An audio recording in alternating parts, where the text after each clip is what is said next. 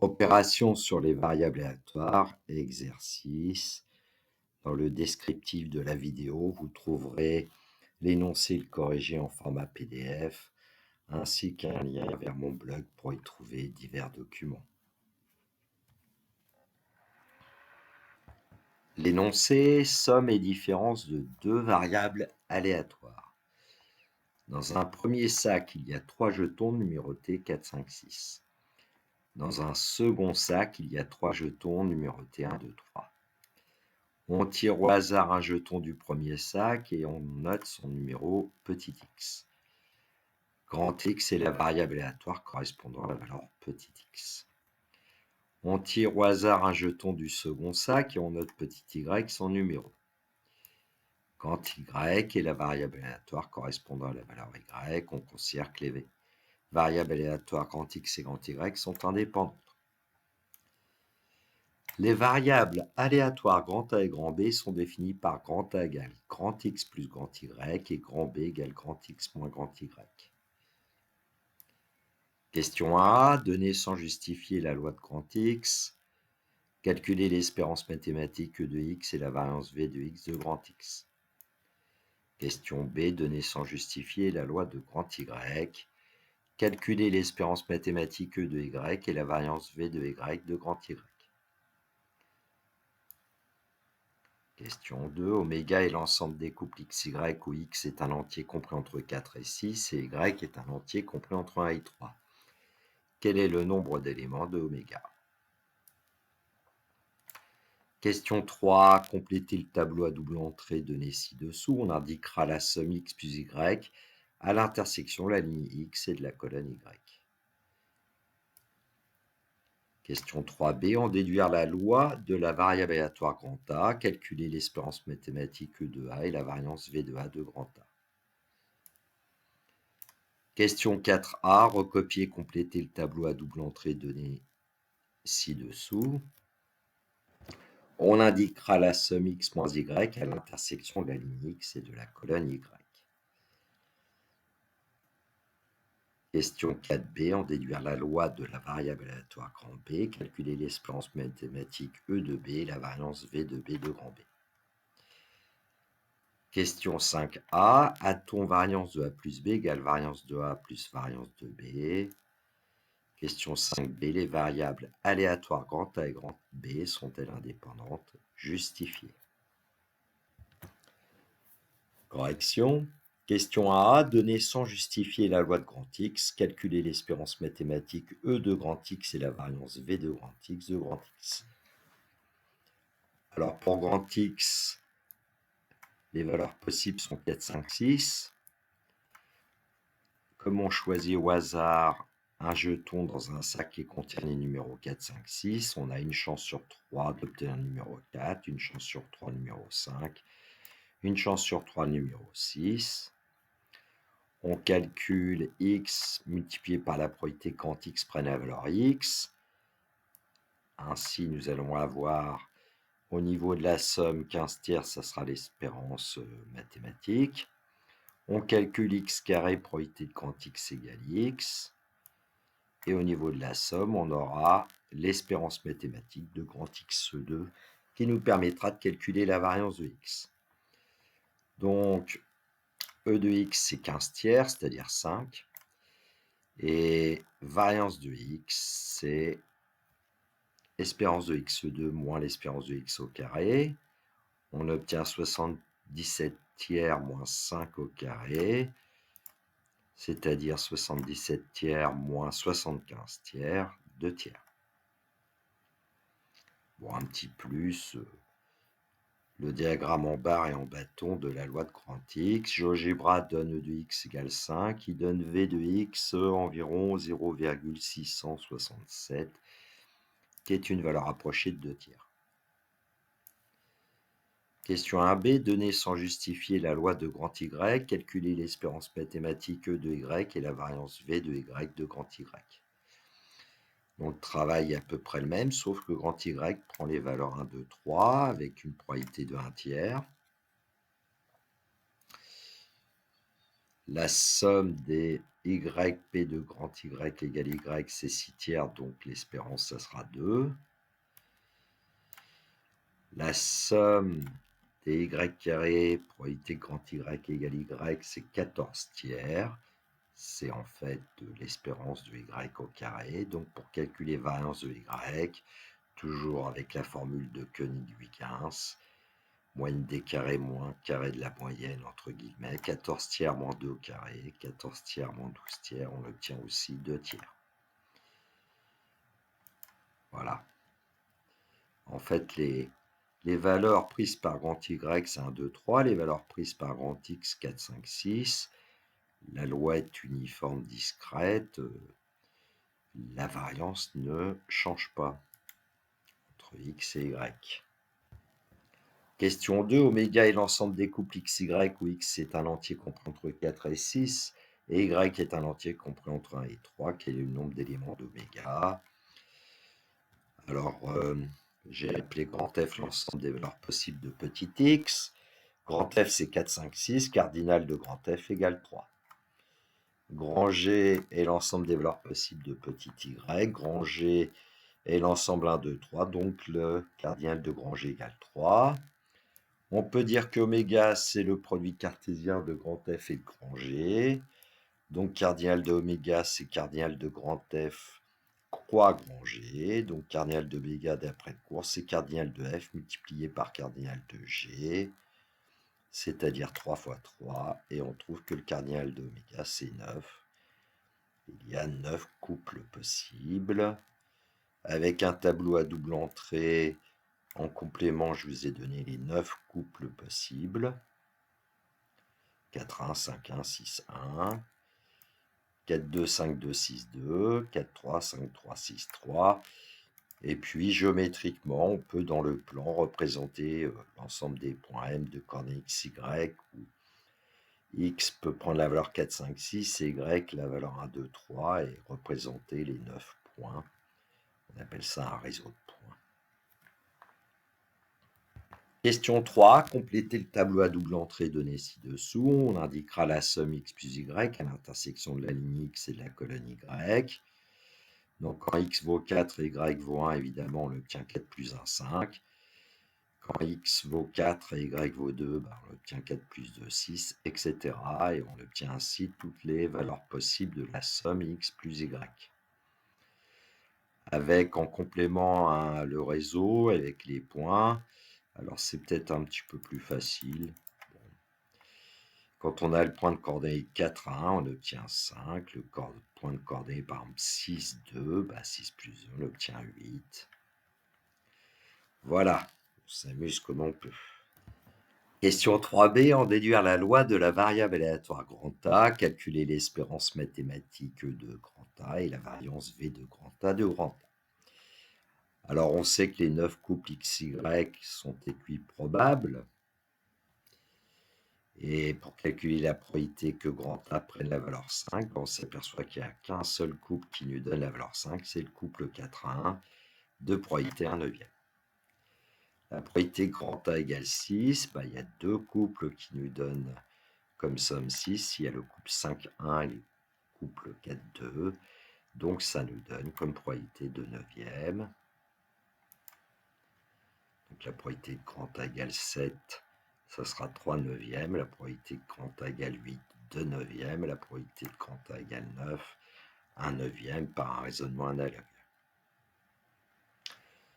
Donc le fameux tableau dans lequel on a indiqué ici dans les deux premières colonnes la loi de probabilité de grand A.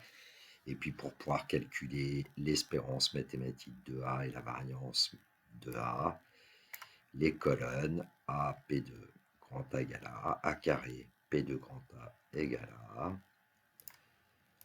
Donc on va obtenir l'espérance mathématique de grand A qui va être égale à 7. Et pour calculer la variance de A, on aura besoin de l'espérance mathématique de grand A carré qui est égale à 151 tiers. Allons-y, E de A égale 7. Par la formule de Koenig-Huygens, variance de A égale espérance de A carré moins espérance de A au carré. 151 tiers moins 7 au carré, c'est 49. Ça va nous donner 151 tiers moins 147 tiers, c'est-à-dire 4 tiers. Alors ici, il y a une autre méthode qu'on pourrait utiliser puisqu'on sait que grand A, c'est grand X plus grand Y. Et donc, l'espérance de A, c'est l'espérance de grand X plus grand Y, c'est-à-dire l'espérance de X plus l'espérance de Y, 5 plus 2, et on obtient 7. Pour la variance de A, c'est la variance de grand X plus grand Y. Alors attention ici, je dis que c'est égal à variance de X plus variance de Y, c'est parce que grand X et grand Y sont indépendantes. Et on obtient 2 tiers plus 2 tiers égale 4 tiers. Bon, la loi de probabilité de grand A sous la forme d'un diagramme en barre et en bâton. C'est assez joli ce petit escalier. En plus, il y a une symétrie ici. C'est beau parfois, les maths. Petite cerise sur le gâteau, je voudrais vous faire voir une simulation de la loi de grand A. Alors, il y a un premier graphique ici. Bon, pour l'instant, il n'y a rien de dessiné. Je vous ai représenté la droite d'équation y égale x. On verra pourquoi. Dans le graphique 2, en fait, les points que vous voyez, les points coloriés en noir, correspondent à la loi de probabilité de grand A.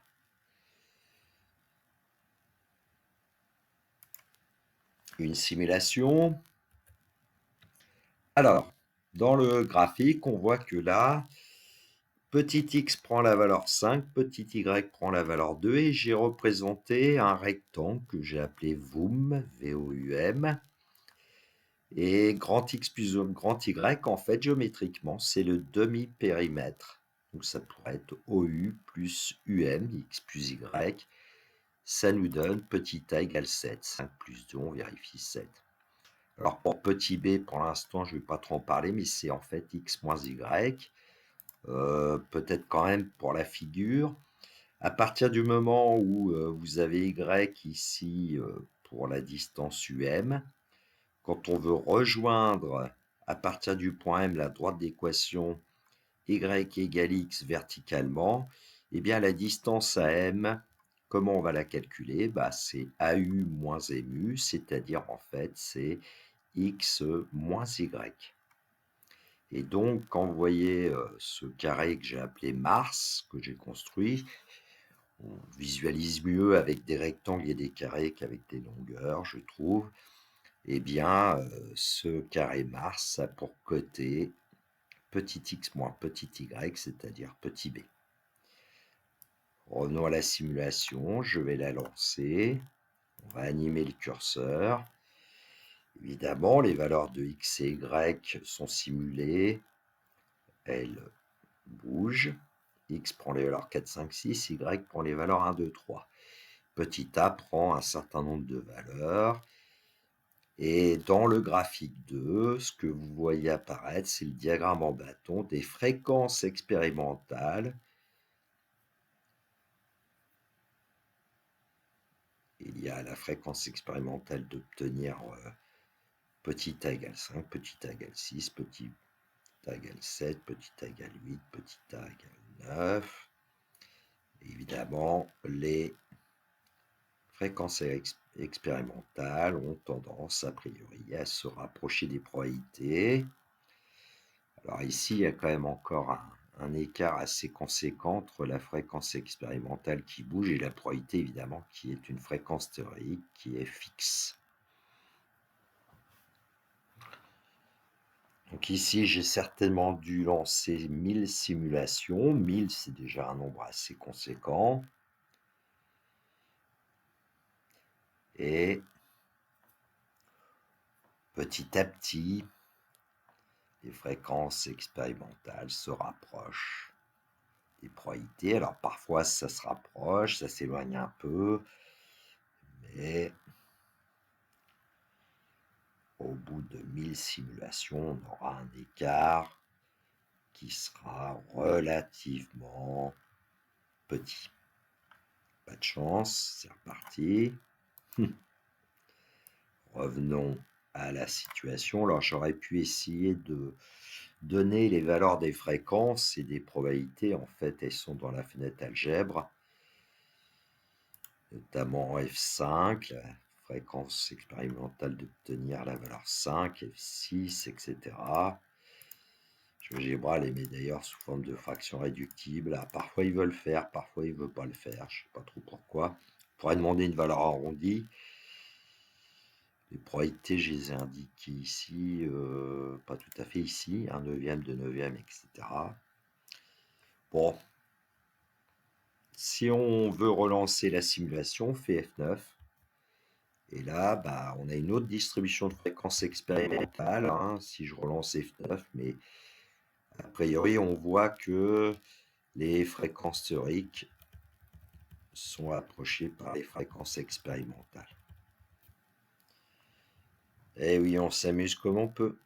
Question 4A, recopier et compléter le tableau à double entrée donné ci-dessous. On indiquera la valeur de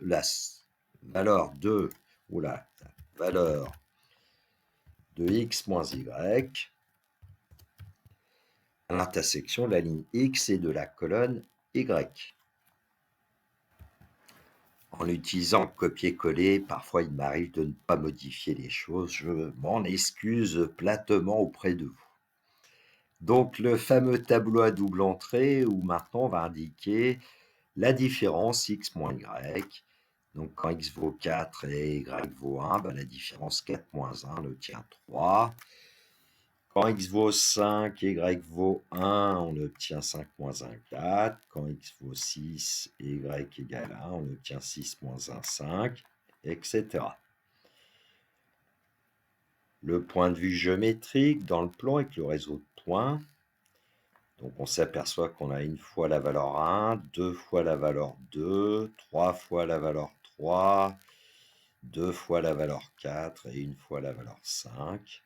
Ça nous permet de trouver les probabilités facilement. Question 4b, on déduit la loi de la variable aléatoire grand B, calculer l'espérance mathématique E de B, la variance V de B de grand B. Donc je rappelle quand même que les 9 couples XY sont les plus probables. Donc la probabilité d'obtenir grand B égale 1, eh bien il y a un seul couple qui nous donne une différence de 1, c'est le couple 4, 3. 4 moins 3, ça fait 1, et on obtient un neuvième comme probabilité. La probabilité grand B égale 2, il y a deux couples qui vont nous donner une différence égale à 2. Il y a le couple 4, 2 et le couple 5, 3. Donc on obtient une probabilité de 2 neuvièmes pour l'événement grand B égale 2. Ainsi de suite. Je pense que vous avez compris comment cela fonctionnait à partir du tableau à double entrée que nous avions précédemment ou le réseau de points. Alors toujours la même idée, la loi de probabilité de grand B, les valeurs possibles que j'ai appelées petit b, 1, 2, 3, 4, 5. La probabilité que grand B prenne la valeur petit b.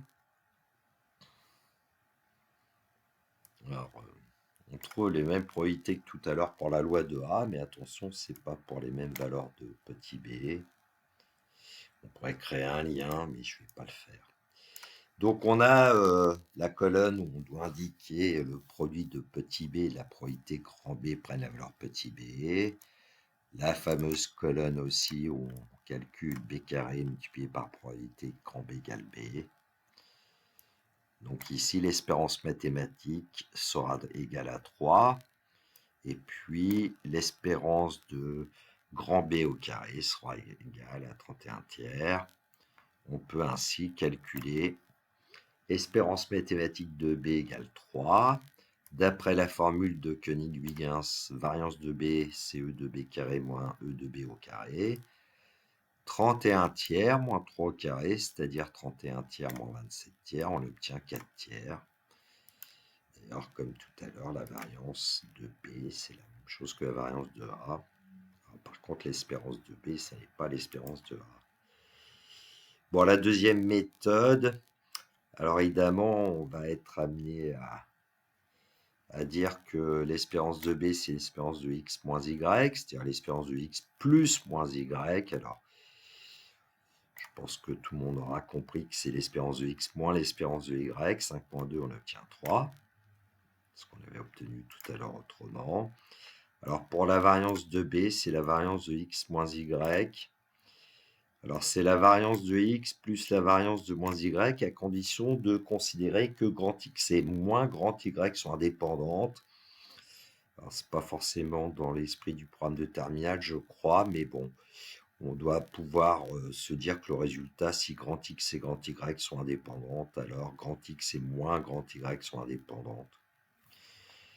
Et puis la variance de moins Y, c'est moins 1 au carré, variance de Y, donc en fait c'est la même chose que la variance de Y. Donc on obtient 2 tiers plus 2 tiers égale 4 tiers. Un petit schéma. Évidemment, la loi de probabilité de grand B ressemble à celle de grand A. C'est juste les valeurs prises qui ne sont pas les mêmes. 1, 2, 3, 4, 5 pour grand B, alors que c'était... il va falloir que je vérifie. 5, 6, 7, 8, 9 pour grand A. Voilà. Question 5a. A-t-on variance de A plus B égale variance de A plus variance de B? Évidemment, nous allons justifier.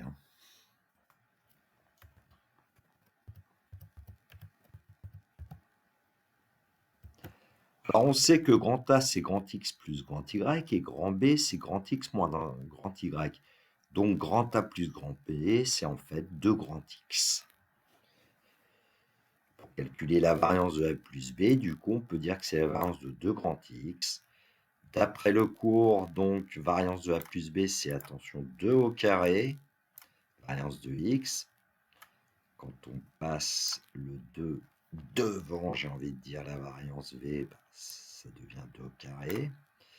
Donc, variance de grand A plus grand B égale 4 fois 2 tiers, c'est-à-dire 8 tiers. Calculons la variance de A plus la variance de B. Nous avons trouvé 4 tiers pour les deux. 4 tiers plus 4 tiers, on trouve que variance de A plus variance de B est égale à 8 tiers. Ce qui fait que nous pouvons conclure que la variance de A plus B est égale à la variance de A plus la variance de B. Question 5b. Les variables aléatoires grand A et grand B sont-elles indépendantes? Justifiées. Alors, on a un sacré problème ici, a priori, puisque la variance de A plus B est égale à variance de A plus variance de B, donc on ne peut rien dire sur les variables aléatoires. A priori, on ne sait pas si elles sont indépendantes ou dépendantes, puisque dans le cours, si la variance de la somme est égale à la somme des variances, on ne peut rien dire. En revanche, si on sait que les variables aléatoires sont indépendantes, alors on peut dire que la variance de la somme égale somme des variances, mais la réciproque n'est pas vraie. Donc, qu'est-ce qu'il faut faire ici? On n'a pas le choix. Il faut aller chercher deux événements. Alors, j'ai choisi l'événement grand A égale 5,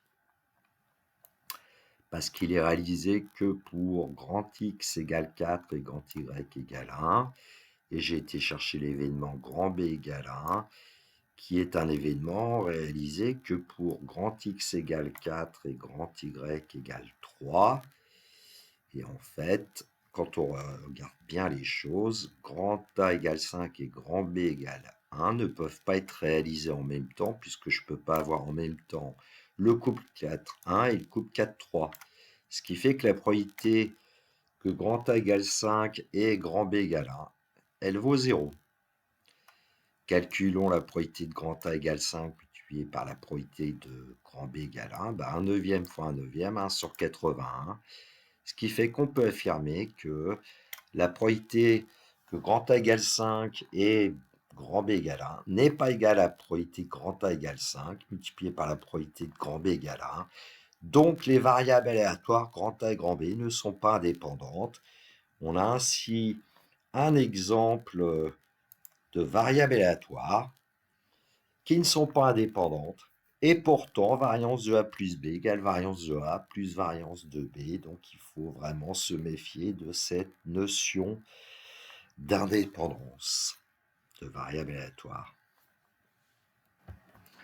Je n'avais pas montré de simulation de la loi de grand B avec GeoGebra. Je ne peux pas résister à l'envie de vous faire voir une animation. Donc je rappelle que ici, ce qui nous intéresse sont plutôt les valeurs de petit b. Petit b, c'est le côté du carré Mars qui est colorié en noir dans la zone graphique. Et dans la zone graphique 2, nous avons les fréquences expérimentales d'obtenir les valeurs 1, 2, 3, 4, 5 qui vont se rapprocher des fréquences théoriques d'obtenir 1, 2, 3, 4, 5 respectivement.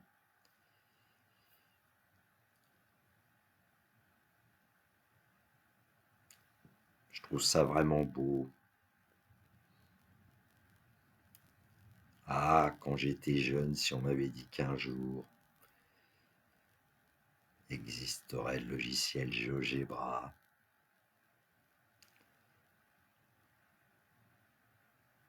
Alors mine de rien, il y a un peu de travail pour réaliser des simulations avec ce logiciel. Ça serait peut-être plus pratique d'utiliser un logiciel de programmation comme les logiciels à langage Python. Mais bon, j'aime bien varier les plaisirs. Donc on va arriver à 1000 assez vite. Voilà, et puis ici, l'écart entre la fréquence expérimentale et la fréquence théorique, symbolisée par les deux points noirs, est relativement petite. Ici aussi, ici, on ne distingue plus, là non plus. Je rappelle que quand même au départ, voilà, le polygone des fréquences théoriques, le nuage des points qui correspondent aux probabilités. Quand on fait avec 1, évidemment, là, évidemment, c'est la fréquence d'obtenir 2 est égale à 1 et la fréquence d'obtenir 1, 3, 4, 5, c'est 0. Évidemment, au début, c'est assez loin. Il faut quand même simuler un certain temps pour que les fréquences expérimentales se rapprochent des fréquences théoriques. Regardons ce qui se passe quand on effectue une autre simulation pour 1000 expériences avec la touche F9. Voilà, on bouge un peu les choses et là on constate qu'effectivement le polygone des fréquences expérimentales devrait être proche du polygone des fréquences théoriques. Voilà, la correction de cet exercice est terminée. Je vous souhaite un bel après-midi, surtout prenez bien soin de vous, que la force soit avec les élèves de terminale qui passeront leur épreuve de bac au mois de juin. N'hésitez pas à m'envoyer un petit commentaire, un like si ça vous plaît ce que je fais. Sait-on jamais. Je remercie tous les gens qui s'abonnent d'ailleurs. Bon, j'en ai pas cinquantaine, mais c'est déjà bien, c'est déjà bien. Merci. Au revoir.